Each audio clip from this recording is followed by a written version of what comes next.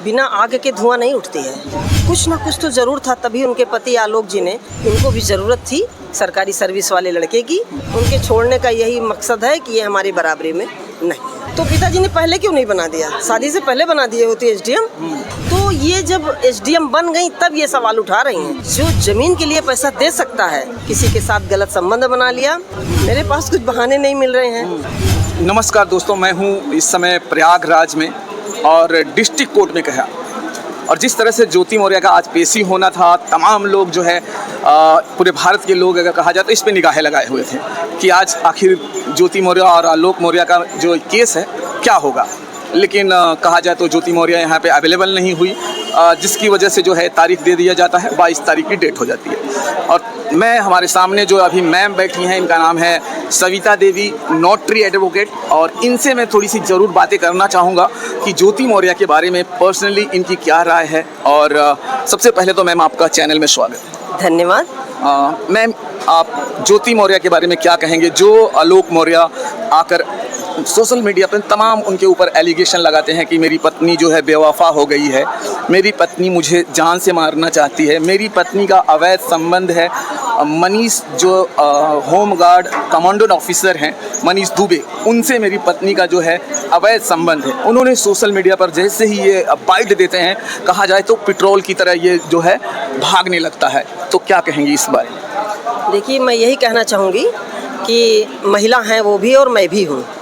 ज्योति मौर्य जी महिला हैं, चूँकि वो इतने बड़े पोस्ट पर पहुँच चुकी हैं, एसडीएम के पद पर पहुँच चुकी हैं, और उनके बातों को उछाला गया, बिना आग के धुआं नहीं उठती है। कुछ ना कुछ तो ज़रूर था, तभी उनके पति आलोक जी ने ये आरोप लगाया।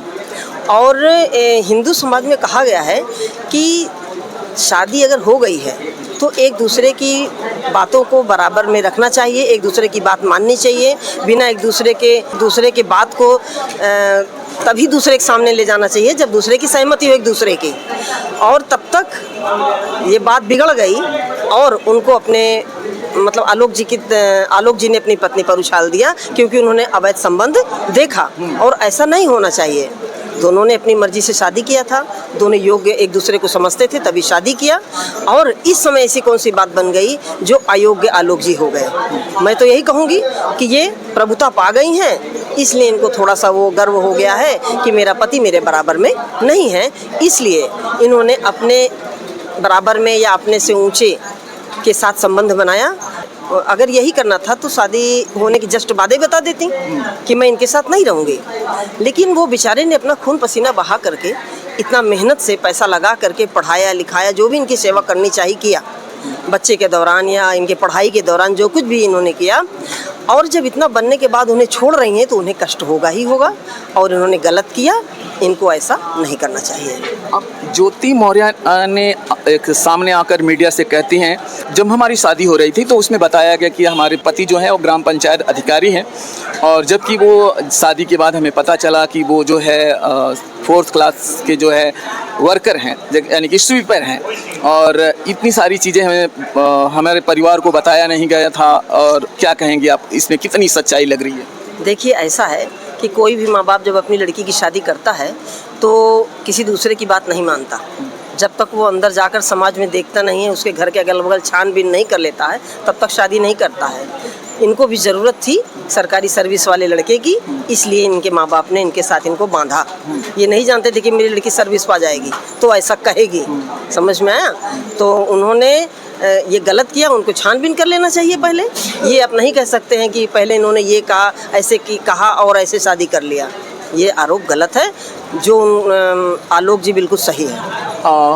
अभी आलोक जी के परिवार से जब मैं मिला और तब हमें बातें पता चलती है कि आलोक और ज्योति मौर्य जो है एक दूसरे को बहुत उसके पहले से ही अफेयर में थे। यानी कि उनकी शादी 2010 में होती है और 2008 से ही दोनों का अफेयर था, जिसकी वजह से ये शादी कराई गई। उनके फैमिली की कहना था।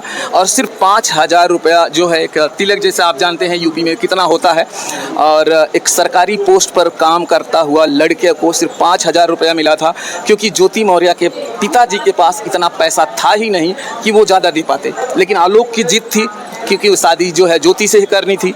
अगर आलोक जॉब नहीं भी पाते तो भी ज्योति की ही शादी होती। तो आखिर ज्योति मौर्य ये कैसे कह रही हैं आके कि हमें पता नहीं था? ऐसा है, उनको सब पता था क्योंकि ये लव मैरिज थी और जब दोनों लव उसमें थे ही, तो चाहे ये सरकारी सर्विस में होते या ना होते, शादी होती जरूर। तो ये जब एसडीएम बन गई तब ये सवाल उठा रही हैं। उसके पहले इन्होंने नहीं कहा क्योंकि 2 बच्चे हो गए, 12-13 साल शादी के हो गए। तो वही यही कहा जा सकता है कि प्रभुता पाई काहीं मद नाही। जब इन्होंने प्रभुता मिल गई है, ऊंचाइयां पर जा चुकी हैं, तो उनको गलत साबित कर रही हैं और उनके छोड़ने का यही मकसद है कि ये हमारी बराबरी में नहीं।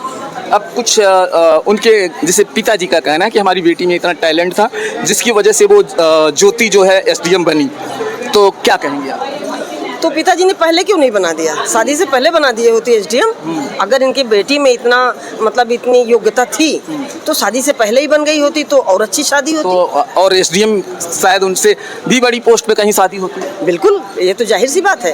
अगर लड़की हाई स्कूल पास है तो लड़का एमए पास होता है और जाहिर सी बात है कि इनसे योग्य पति मिलता और अच्छा मिलता। लेकिन ये सब बात गलत है, उनके पिता का भी कहना गलत है। दोनों लव अफेयर में थे, लव में थे, इसलिए शादी दोनों की हुई है। अब कुछ लोग सवाल ये भी उठा रहे हैं जैसे कि जो आलोक मौर्य ने कहा कि ज्योति मौर्य जो है जो घूस लेती हैं उनकी डायरी मेरे पास है। ऐसा उन्होंने सोशल मीडिया पे आके बताया कि मेरे पास वो सारी डायरी है जो ये पैसा लेती थी और मेंटेन करती थी। और कुछ हमारे जो वीडियो देखते हैं लोगों ने सवाल उठाए हैं कि जब कोई अगर लॉयर से आप मिलिएगा तो ये बात ज़रूर करिएगा कि जो उनका झालवा में बंगलो है अगर ज्योति मौर्य के नाम पे है और उनके जो है उनके ससुर का कहना है कि हमने 80 लाख रुपया उनको जो है अकाउंट में हमने ट्रांसफ़र किया था ज्योति मौर्य के। और दूसरी एक बात है कि अगर उनका ये भी कहना था कि ज्योति मौर्य ने एक एलिगेशन, पहले ही बता दूं कि ज्योति मौर्य ने एलिगेशन लगाया है अपने ससुर के ऊपर, अपने पति के ऊपर कि हमारे पति और ससुर हमसे जो है पैसे मांगते हैं और तमाम जो है वो प्रताड़नाएँ देते हैं, जो एक दहेज प्रेरित किया जा रहा है मुझे। और एक हमें ये बताइए कि जो लड़की एसडीएम हो उसे कोई दहेज के लिए प्रताड़ित कर सकता है? जी नहीं, ऐसा हो ही नहीं सकता है। देखिए, ससुर को इतना मतलब गर्व महसूस हुआ जब ये एसडीएम बन गई, उसके बाद ही इन्होंने इनके नाम पर ज़मीन लिया। और जो ज़मीन के लिए पैसा दे सकता है तो वो दहेज की मांग कैसे कर सकता है? वही उनके पिताजी कहना था कि अगर हमें दहेज मांगना ही था तो मैं बंगला ज्योति के नाम पे नहीं खरीदता, मैं अपने बेटे के नाम पे खरीदता। बिल्कुल सही है, ये उनके पिताजी की कोई गलती नहीं, दहेज वहेज की मांग नहीं थी। ये बात सरासर गलत है। अगर ये होता तो शुरू में ही वो कह दिए होते दहेज की बात, अपने लड़के के साथ उनको ना बनने देते। लेकिन यहाँ पर ससुर ने अपने बहू के एसडीएम होने पर खुशी जाहिर किया कि मैं अपनी बहू के नाम पर एक बंगला ले रहा हूँ, ज़मीन ले रहा हूँ, और उन्होंने 80 लाख रुपया दिया उनको। और तो ये दहेज का जो आरोप लगाया जा रहा है ये सरासर दहेज की जो आप एक लीगल एडवाइज़र भी हैं, दहेज जो है वो पिछले जो 7 साल में लगाया जाता है दहेज प्रथा, लगभग 12 से 13 साल हो गया है उनकी शादी को। तो ज्योति मौर्य ये कैसे कह सकती हैं, आखिर इतने दिनों तो कैसे चुप रही कि उनको दहेज के लिए पीड़ित किया जा रहा है? एक एसडीएम जैसी पोस्ट पर बैठी हुई औरत दहेज के लिए अगर पीड़ित हो जाए तो फिर वो कैसे दूसरों को न्याय दिला पाएगी? आखिर ये एक सवाल उठता है। बिल्कुल आप सही कह रहे हैं। 7 साल के पहले अगर ये इन्होंने दहेज का मामला उठाया होता 2 साल या 1 साल 3 साल में, तब तो इनकी बात मानी जाती। लेकिन 13 साल हो गया, 13 साल के बाद ये जब आवाज़ उठा रही हैं, वो भी अपनी गलत हो गई, किसी के साथ गलत संबंध बना लिया। आलोक जी ने भी ये बात देख लिया, सुन लिया, या जो कुछ मिला, तब इन्होंने उन पर आरोप लगाना शुरू किया दहेज की बात। वैसे ये बात मानी नहीं जाएगी क्योंकि 13 साल के बाद दहेज उत्पीड़न का मामला नहीं बनता है। खुद जो अगर इनको दहेज की इतनी उत्पीड़न हो रही थी और ये एसडीएम पोस्ट पे अगर वो बोल दें तो कहा जाए कि पुलिस की लाइन लग जाए, तो उनको ऐसे लोगों को अगर दहेज का उत्पीड़न होता हो ये बात हजम नहीं होती है। जी हाँ, बिल्कुल सही कह रहे हैं आप। लेकिन वो अब उन सोच रही हैं कि मैं करूं क्या, मेरे पास कुछ बहाने नहीं मिल रहे हैं ससुर पर आरोप लगाने के लिए, पति पर आरोप लगाने के लिए, तो गलत ही गलत आरोप लगा रही हैं। अब वो भी अब आगे देखिए अदालत क्या करती है, क्योंकि जो इन्होंने इन पर आरोप लगाए गए हैं ज्योति मौर्य पर कि इन्होंने वो फ्रॉड किया है ना, तो पहले तो आलोक जी ने भी छिपा लिया क्योंकि इनकी पत्नी थी, पत्नी से प्रेम था और कोई अपनी पत्नी की बात बाहर नहीं उछलता है ना।